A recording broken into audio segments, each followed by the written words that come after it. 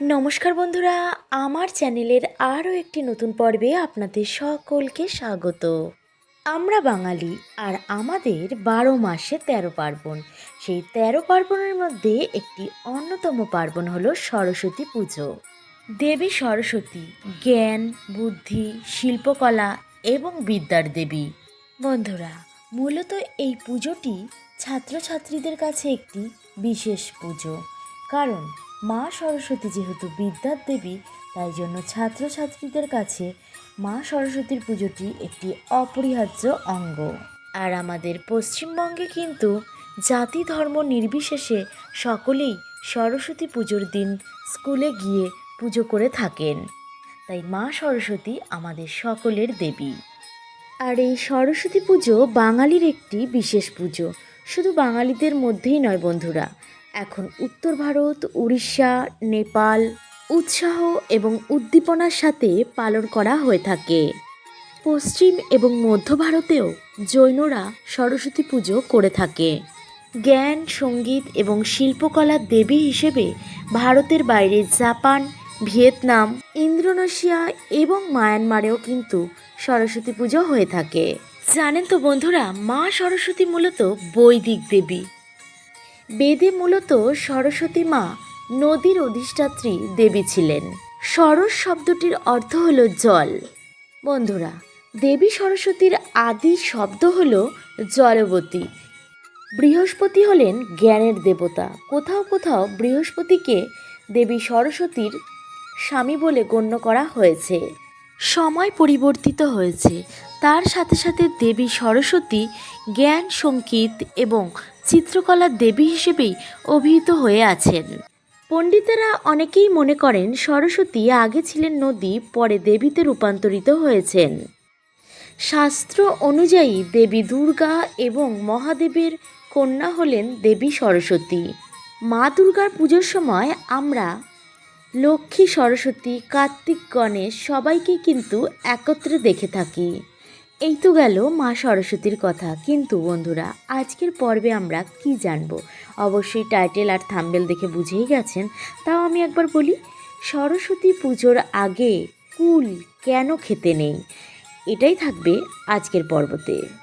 ছোট থেকেই আমরা প্রায় সকলেই জেনে এসেছি সরস্বতী পুজোর আগে কুল খেতে নেই। এতে নাকি মা সরস্বতী খুব রাগ করেন, আর মা সরস্বতী রাগ করলে পাশ ফেলতো মা সরস্বতীর কাছেই রয়েছে, তাই নয় কি বন্ধুরা? এটাই কিন্তু আমরা ছোট থেকে জেনে এসেছি। আর জেনে এসে রীতিমতো আমরাও কিন্তু সরস্বতী পুজোর আগে কুল ভক্ষণ বা খাই না। কিন্তু কেন এই নিয়ম? আসলে কৃষি প্রধান দেশ হলো আমাদের এই ভারতবর্ষ। তাই বন্ধুরা, যে কোনো ফসল যখন চাষ করা হয় কিংবা উৎপন্ন করা হয়, সেই ফসলের প্রথমটা দেবতাকেই উৎসর্গ করা হয় বা দেবতার নামে উৎসর্গ করে থাকি আমরা।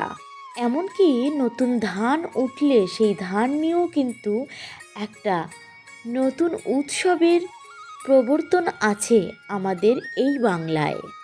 বন্ধুরা, শীতের ফল হলো কুল, আর বসন্ত পঞ্চমী বা সরস্বতী পুজো এই শীতকালেই হয়ে থাকে।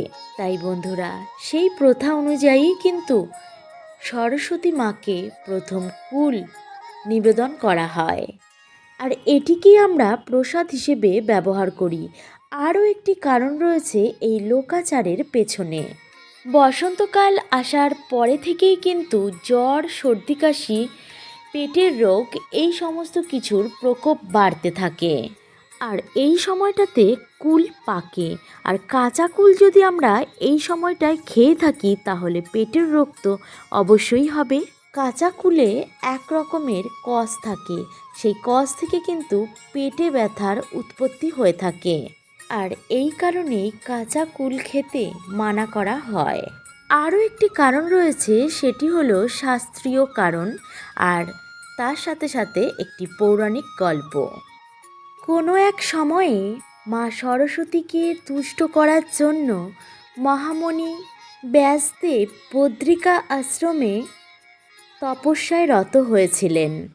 তপস্যা শুরু করার আগে তার তপস্যা স্থলের কাছে একটি কুল বীজ রেখে দেবী সরস্বতী মুনিকে একটি শর্ত দিয়েছিলেন। বলেছিলেন এই কুল বীজ অঙ্কুরিত হয়ে চারা, চারা থেকে গাছ, আর এই গাছটি যখন বড় হবে, বড় হয়ে ফল হবে, আর দেবী এই কথাটি বলেছিলেন সেই কুল গাছ থেকে কুল হয়ে যেই দিন সেই কুল ব্যাসদেবের মাথায় পতিত হবে, সেই দিন তার তপস্যা পূর্ণ হবে আর দেবী সরস্বতীও তুষ্ট হবেন। ব্যাসদেবও সেই শর্ত মেনে নিয়েছিলেন। ধীরে ধীরে ব্যাসদেব তপস্যা করতে লাগলেন, আর ওইদিকে কুল বীজটি অঙ্কুরিত হয়ে চারা, চারা থেকে গাছ, সেই গাছ থেকে বড় গাছ, বড় গাছ থেকে আবার ফলেও রূপান্তরিত হয়েছিল। আর গাছের কুল যখন ব্যাসদেবের মাথায় সত্যি সত্যি পড়েছিল, তখন ব্যাসদেব বুঝতে পেরেছিলেন যে দেবী সরস্বতী তার প্রতি তুষ্ট হয়েছেন। সেই দিনটি ছিল বসন্ত পঞ্চমী। সেই দিন দেবী মাতা সরস্বতীকে কুল উৎসর্গ করে ব্রহ্মসূত্র রচনা শুরু করেছিলেন, আর সেই দিনই সরস্বতী দেবী তুষ্ট হয়েছিলেন। আর এই কারণেই সরস্বতী পুজোর আগে আমরা কুল খাই না। সরস্বতী পুজোর দিন সরস্বতী দেবীকে কুল দিয়ে তারপরেই কিন্তু কুল খাওয়ার প্রচলন রয়েছে, বিশেষ করে ছাত্রছাত্রীদের মধ্যে। আমরা কিন্তু সারা বছর ধরে শ্রী পঞ্চমীর জন্য অপেক্ষা করে থাকি।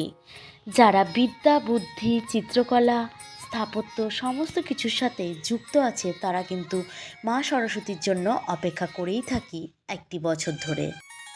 আমরা সবাই জানি আমাদের সনাতন ধর্মে একটি রীতি আছে, যখন যেই দেবী কিংবা দেবতার পুজো হয় তার আগে যেই ফল কিংবা শস্য উৎপন্ন হয়, সেই সমস্ত জিনিসগুলো কিন্তু দেবতা কিংবা দেবীর উদ্দেশ্যে উৎসর্গ করে তারপরে আমরা সেইগুলোকে প্রসাদ হিসেবে ব্যবহার করি। তো কুলটাও ঠিক তেমনই। কুল আমরা সরস্বতী মায়ের উদ্দেশ্যে উৎসর্গ করে তারপরে কিন্তু আমরা খাই। তো যাই হোক বন্ধুরা, আজকের পর্ব থেকে নিশ্চয়ই আপনারা কিছু জানতে পারলেন ও বুঝতে পারলেন। তাহলে চলুন, আজকের পর্বটা এতটুকুই ছিল। তো আবার দেখা হচ্ছে নতুন একটা পর্বের সাথে। ততক্ষণ ভালো থাকবেন, সুস্থ থাকবেন। নমস্কার।